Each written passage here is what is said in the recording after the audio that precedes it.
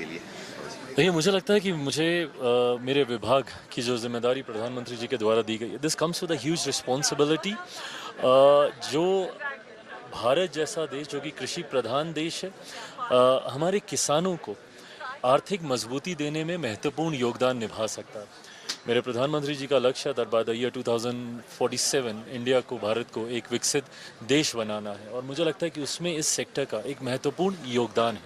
कृषि प्रधान देश होने के नाते जहां पोस्ट हार्वेस्ट से जुड़ी हुई कई समस्याओं का हम लोग को सामना करना पड़ता था, पिछले एक दशक में आपने देखा होगा कई ऐसी योजनाएं हैं जिन्होंने न सिर्फ पोस्ट हार्वेस्ट के बाद किसानों को मदद देने का कार्य किया, बल्कि कई नए एंटरप्रेन्योर्स को भी खड़ा करने का काम किया। और ये मैं टायर 1 टायर 2 की मैं बात नहीं कर रहा, रूरल सेक्टर की मैं बात कर रहा हूँ।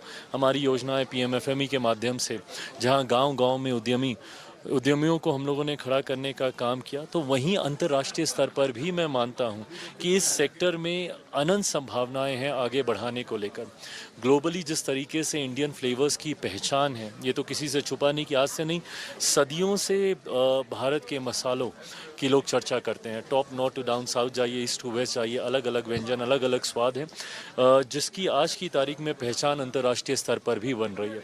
ऐसे में प्रोसेस फूड की डिमांड ग्लोबली काफ़ी बढ़ती जा रही है। पिछले एक दशक में भी अगर आप देखें तो जहां प्रोसेस फूड का एक्सपोर्ट मात्र 13% के आसपास 13-14 में था, 13.7%, तो वहीं 2023-24 में अगर आप देखें तो 23.4% के आसपास ये वृद्धि हुई है। तो ये अपने में दर्शाता है कि इस मार्केट की, इस सेक्टर की संभावनाएं काफ़ी हैं।